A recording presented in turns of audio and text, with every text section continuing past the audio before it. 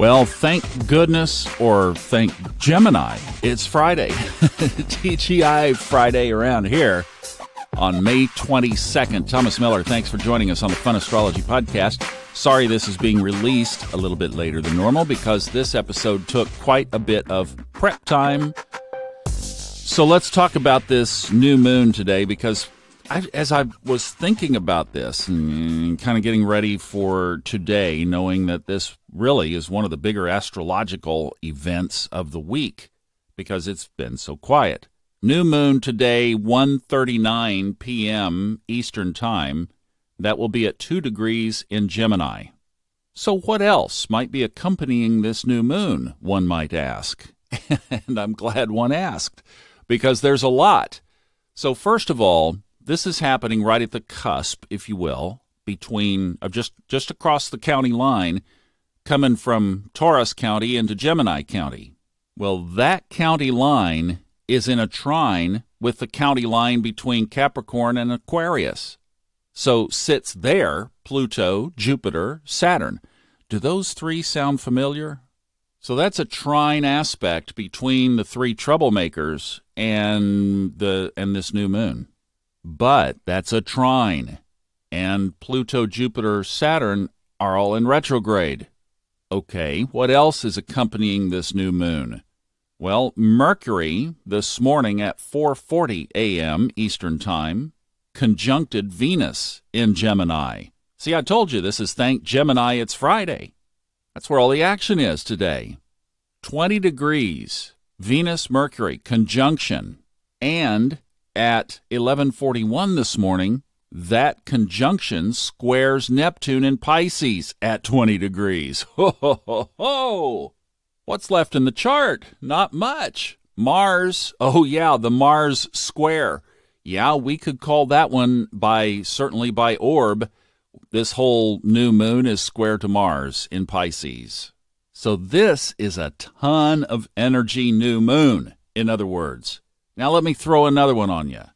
So prepping for this, what really came into mind was cycles. So I went back at least one full cycle to last year. So June 17th, we had a full moon, 25 degrees Sagittarius. So just kind of get a mental marker going back to June of 2019. Then, and I'll put these dates, I'll just put my notes, copy-paste into the show notes so you have these dates, you can look at them, because I know this is hard to retain.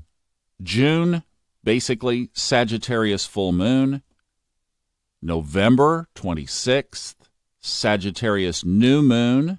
That one was, interestingly, at 4 degrees Sag. December 12th, full moon in Gemini, 19 degrees.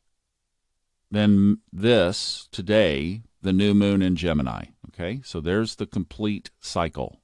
Be easier for you just to look at that. All right, now, lunar eclipse, June 5th. Where? Sagittarius, right in the middle of the sign, 15 degrees. And then 1 month later, right on the heels of that, July 5th, solar eclipse, 0 degrees, 21 minutes in Cancer. All right, project this out through the rest of the year. November, we will have a lunar eclipse back in Gemini, and December, a solar eclipse in Sagittarius. There's your bookend. And by the way, that's right next door to the big, very much anticipated Jupiter-Saturn conjunction in December. Okay, so what can we do with this? Let's use this energy to our advantage. First of all, I would do some meditating on the past year, especially those lunar pivot points. So June, November, and then December, May. Now, I think for most of us, December, May is obviously occupied by the big news at hand. And speaking of, we obviously have to look at Neptune because that brings in the whole health paradigm.